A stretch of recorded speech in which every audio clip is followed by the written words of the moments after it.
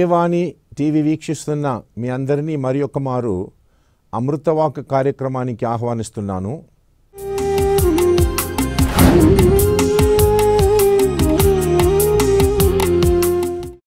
పెళ్ళికి ముందు ఆలోచించండి అనేటువంటి అంశమును గురించి మనం ధ్యానించుకుంటున్నాము.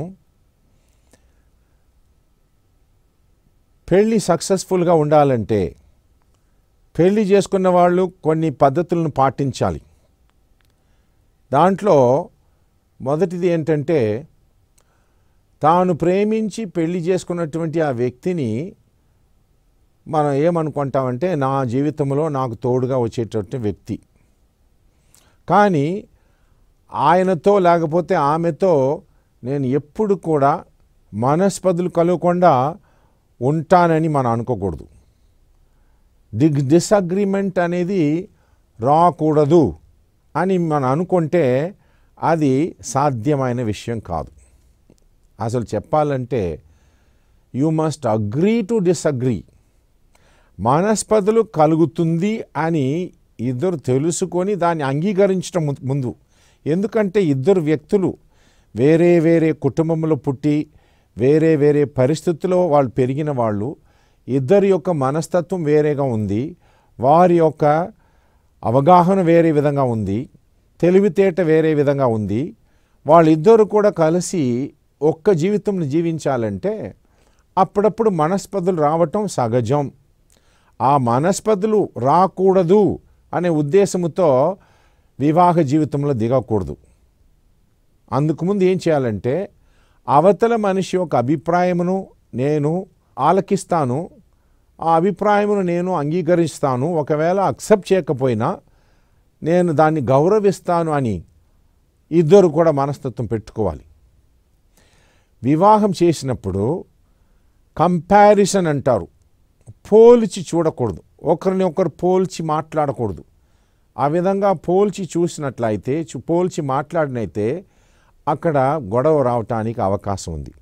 ఉదాహరణంగా ఈ అమ్మాయి అతన్ని పెళ్లి చేసుకున్నది అనుకోండి, కొన్ని సంవత్సరం అయిన తర్వాత తన భర్తను చూసి అంటుందన్నమాట, నా చెల్లి నాకు తర్వాత పెళ్లి చేసుకున్నది, ఇప్పుడు చూడండి నా చెల్లి నాకంటే ఎంతో బాగా ఉంది, ఆమె ఎంత బాగా ఇప్పుడు సొంతంగా ఇల్లు కట్టుకున్నది, ఆ కారు ఉంది, ఆమె చాలా బాగుంది, నా పరిస్థితిని చూడండి అని తన చెల్లిని కంపేర్ చేసి అతనితో మాట్లాడినప్పుడు ఆ భర్త ఏమంటాడంటే, నీ చెల్లి ఆమె భర్తను ఎంత బాగా చూసుకుంటాడు చూడండి, ఎంత బాగా చూసుకొని అతనికి సేవ చేస్తుంది చూడు, అలాంటి పద్ధతి నాకుందా, అలాంటి అవకాశం నాకుందా, లేదంటారు. ఇద్దరు కూడా కంపేర్ చేసుకొని ఉంటే వారి జీవితం బాగుపడదు. తర్వాత కమ్యూనికేషన్ అంటారు. మామూలుగా ఇప్పుడు అందరూ కూడా పెళ్లి చేసుకున్న తర్వాత వాళ్ళ పని చూసుకొని తిరుగుతుంటారు అన్నమాట.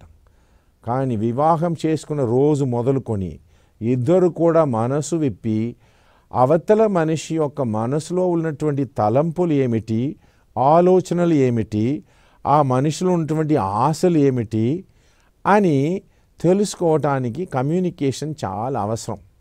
మాట్లాడాలి, కూర్చొని మాట్లాడాలి, మాట్లాడినప్పుడు కూర్చొని వినాలి, మాట్లాడటానికి టైమును కేటాయించాలి. ఇద్దరు కూడా ఒక నిర్ణయానికి రావాలి. ఈరోజు ఇద్దరు కూడా కూర్చొని మాట్లాడటానికి అవకాశం లేదు. టీవీ ఉంది, సెల్ ఫోన్ ఉంది, ఇంకా రకరకమైనటువంటి డిస్ట్రాక్షన్స్ ఉన్నందువలన అవతల మనిషితో పెళ్లి చేసుకున్నటువంటి వ్యక్తితో కూర్చొని మాట్లాడటానికి కూడా సమయం లేదు. నేను ఎంతోమంది దంపతులను ఈ ప్రశ్న వేసేవాడిని, మీకు పెళ్ళి ఎన్ని సంవత్సరం అయిందని అడిగితే, మాకు పెళ్ళి ఇప్పుడు 15 సంవత్సరం అయింది ఫాదర్, 20 సంవత్సరం అయింది ఫాదర్.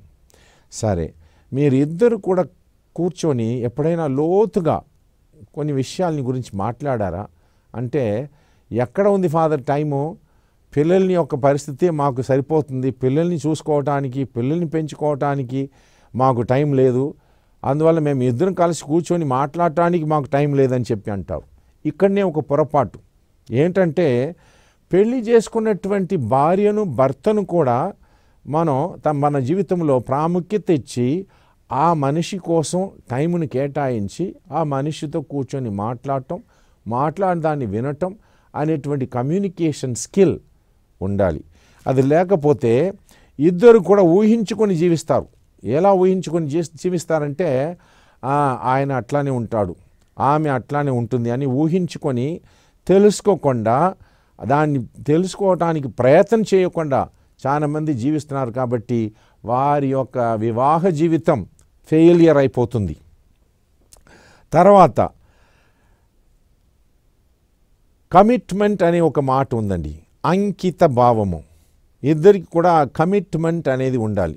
కమిట్మెంట్ అంటే ఇప్పుడు మా కథోలిక తిరుసభలో ఉన్నటువంటి సాంప్రదాయం, ఆ వివాహం రోజు వాళ్ళిద్దరు ఏం చేస్తారంటే ఒకరు కుడి చేతిని పట్టుకొని ఒక మాట ఇస్తారన్నమాట.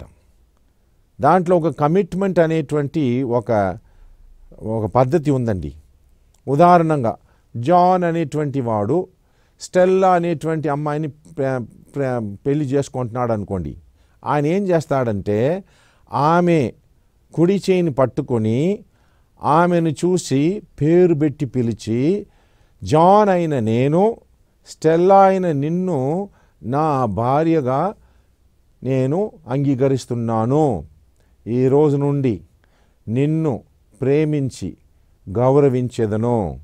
కష్టములోను సుఖములోను వ్యాధిలోను సౌఖ్యములోను నేను నిన్ను ప్రేమించి నీకు ప్రామాణికంగా ఉందునని మాట ఇస్తున్నాను చెప్పి ఒక కమిట్మెంట్ చేస్తారు.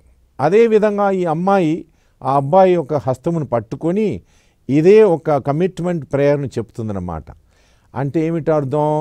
నా జీవితాన్ని నీ చేతికి అర్పిస్తున్నాను, నేను నీకు ప్రామాణికంగా ఉంటాను, నేను నిన్ను ప్రేమిస్తాను, అన్ని సమయంలోనూ అన్ని పరిస్థితుల్లోనూ, కష్టములోను సుఖములోను వ్యాధిలోను సౌఖ్యములోను నేను నీకు చేదోడు వాదోడుగా ఉండి నిన్ను నేను కాపాడుతాను, నీకు నేను తోడుగా ఉంటానని చెప్పి ఒక కమిట్మెంట్ చేసుకుంటారు. ఆ కమిట్మెంట్ని అప్పుడప్పుడు వాళ్ళు గుర్తుపెట్టుకొని ఆ కమిట్మెంట్ మీదనే ఆధారపడి తమ జీవితమును వారు గడపాలి. ఆ విధంగా జీవించినట్లయితే నీ వివాహ జీవితం బాగుపడుతుంది. మరి ముఖ్యంగా నా అనుభవంలో ఒక విషయం చెప్తున్నానండి. ఈ ప్రేమలో పడి మొండితనముతో ప్రేమించుకొని, లేకపోతే ఇద్దరు కూడా లేచి వెళ్ళిపోయి ఎక్కడో పెళ్లి చేసుకొని మళ్ళా ఇంటికి తిరిగి వస్తారు. నేను యువకులకు చెప్పినటువంటి ఒక చిన్న సలహా ఏంటంటే, నువ్వు ఒక మనిషిని ప్రేమిస్తున్నావంటే మొట్టమొదటగా నీ తల్లిదండ్రులకు ఆ విషయం గురించి మెల్లగా చెప్పు. తల్లిదండ్రులు తెలియకుండా ఇటువంటి పని చేయకూడదు. చేసావనుకో రేపు నీవు బాధపడతావు, తల్లిదండ్రులు బాధపడతావు. ఒక మంచి అమ్మ కూతురు అయితే, ఒక మంచి కొడుకు అయితే ఇన్ని సంవత్సరాలు పెంచి పెద్ద చేసి కష్టపడి నిన్ను తీసుకొచ్చినటువంటి తల్లిదండ్రులను నువ్వు మర్చిపోకుండా వారి మీద నమ్మకం ఉంచి, నా తల్లిదండ్రులు నా సంతోషం కోసమే కష్టాలు అనుభవిస్తున్నారు, ఆ తల్లిదండ్రుల మనసులు నేను ఇరగొట్టకుండా వారికి సంతృప్తి కలిగినట్లు జీవిస్తానని చెప్పి ఈ అబ్బాయి వెళ్ళి వాళ్ళ అమ్మ నాన్న దగ్గరికి, ఆ అమ్మాయి వాళ్ళ అమ్మ నాన్న దగ్గరికి వెళ్ళి ముందుగానే చెప్పాలి. చెప్పేటప్పుడు ఏ తల్లిదండ్రి అయినా సరే ముందు ఒకవేళ అబ్జెక్షన్ చెప్పవచ్చు. అయినప్పటికీ దీని గురించి నువ్వు ప్రార్థన చేసి తల్లిదండ్రులు అర్థం చేసుకున్నట్లుగా, వాళ్ళకి తెలియకుండా వాళ్ళ వెనకమాల నువ్వు ప్రేమించకూడదు. ముందుగానే తెలియపరిస్తే కొంతమంది తల్లిదండ్రులు అర్థం చేసుకుంటారు. ముందు వద్దన్నా తర్వాత చూస్తారు, కలిసి మాట్లాడతారు. నువ్వు మాట్లాడుతుంటే అన్ని విషయం నువ్వే తెలియపరిస్తే చివరికి వాళ్ళు ఒప్పుకుంటారు. కాబట్టి నీ పెళ్లి జీవితం బాగుండాలంటే రెండు ముఖ్యమైన విషయం తెలుసుకోండి. మొదటిది తల్లిదండ్రుల యొక్క ఒప్పందము, తల్లిదండ్రుల యొక్క ఆశీర్వాదం నీకు ఉండాలి. తల్లిదండ్రుల ఆశీర్వాదముతో నువ్వు పెళ్లి చేసుకుంటే నువ్వు బాగుంటావు. రెండోది దేవుని యొక్క ఆశీర్వాదం నీకు రావాలి. ఏ మతమును చెందిన వారైనా సరే దేవుని దృష్టిలో దేవునికి ఇష్టప్రకారం నీవు నీ జీవితాన్ని మార్చుకోవటానికి ప్రయత్నం చేయాలి. ఒకవైపు దేవుని ఆశీర్వాదం, ఇంకొక వైపు తల్లిదండ్రుల యొక్క ఆశీర్వాదం ఉన్నట్లయితే వివాహ జీవితం బాగుపడుతుంది. కనుక ఈరోజు పెళ్లి చేసుకోవడానికి ముందు ఆలోచించండి అనేటువంటి అంశం గురించి మనం తెలుసుకున్నాం. ఏదైనా సమస్య వచ్చినా వెంటనే మనసు విప్పి మాట్లాడి కమ్యూనికేషన్ చేసుకుంటూ ఒకరిని ఒకరు అర్థం చేసుకుంటూ ఒకరిని ఒకరు సంతోషపెట్టడానికి నేనేం చేయబోతున్నాను, నేను ఏమి ఇవ్వబోతున్నాను చెప్పి నేను చేయవలసినటువంటి కార్యం ఏమిటి, నా యొక్క బాధ్యత ఏమిటని చెప్పి ఒక్కొక్కరు ఇలా తలంచుకొని ఒకరు ఇంకొకరికి ఈ యొక్క ప్రేమను ఇచ్చినట్లయితే ఆ కుటుంబం ఆ యొక్క వివాహ జీవితం బాగుపడుతుంది. కనుక ఇప్పుడు దేవుని వాక్యమును ఒకసారి ఒక చిన్న వాక్యమును మనం ఆలకించి ఈ కార్యక్రమాన్ని ముగిస్తాము. పునీత చిన్నప్ప గారు ఎఫెసీయులకు రాసిన లేఖ ఆయన చెప్పినటువంటి విషయం ఇక్కడ ఏంటంటే, ప్రియ సహోదరులారా, వివాహం చేసుకున్నప్పుడు భార్యాభర్తలు ఏ విధంగా ఉండాలి, క్రీస్తునందు గల గౌరవముచే పరస్పరము విధేయులై ఉండు. భార్యలారా, ప్రభువునకు విధేయులైనట్లే మీ భర్తకును విధేయులై ఉండు. భర్తకు భార్యపై గల అధికారము క్రీస్తుకు శ్రీసభపై గల అధికారము వంటిది. క్రీస్తు తన దేహమగు శ్రీసభ యొక్క రక్షకుడు కనుక శ్రీసభ క్రీస్తుకు విధేయత చూపినట్లే భార్యలు కూడా తమ భర్తలను సంపూర్ణ విధేయతతో ప్రేమించాలి. భర్తలారా, క్రీస్తు శ్రీసభను ఎట్లు ప్రేమించి దాని కొరకై తన ప్రాణములు అర్పించెనో మీరును మీ భార్యలను అట్లే ప్రేమింపుడు.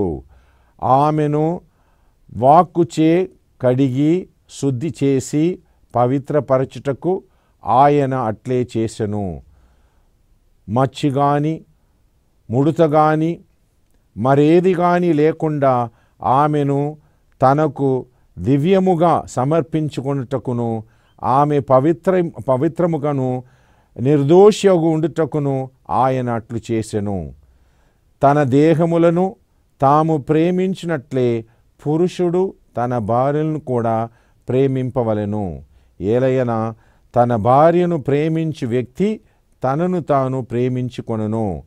ఎవడును తన దేహమును ద్వేషింపడు గదా. దానికి బదులుగా క్రీస్తు శ్రీసభ విషయములో వర్ధించినట్లే వాడు దానిని పోషించుచు దాని విషయమై శుద్ధి వహించును. ఏలయనా మనము ఆయన శరీరములో సభ్యులమే. కనుక ఇందువలననే పురుషుడు తన తల్లిదండ్రులను వదిలి భార్యతో ఐక్యమగును, వారి ఇరువురును ఏక శరీరులగుదురు అని పరిశుద్ధ గ్రంథము పలుకుచున్నది. కాబట్టి ఈ దేవుని వాక్యం చెప్పినట్లుగా ప్రతి ఒక్క కుటుంబంలో ఈ దంపతులు తమ వివాహ జీవితమును శ్రద్ధగా ఆలోచించి వివాహం చేయటానికి ముందు దీని గురించి తెలుసుకొని దేవుని ఆశీర్వాదములతోనూ తల్లిదండ్రుల యొక్క ఆశీర్వాదములతోనూ ఈ వివాహ జీవితంలో మీరు అడుగుపెడితే మీరు సంతోషంగా జీవించగలరు. ఇంతవరకు ఈ దివ్యవాణి టీవీలో అమృతవాక్ కార్యక్రమంలో మనం తలంచుకున్నటువంటి అంశము పెళ్ళికి ముందు ఆలోచించండి అనే విషయం. మిగతా సంగతులను మళ్ళీ ఒక ఎపిసోడ్లో మనం కలుస్తాం. అంతవరకు సెలవు.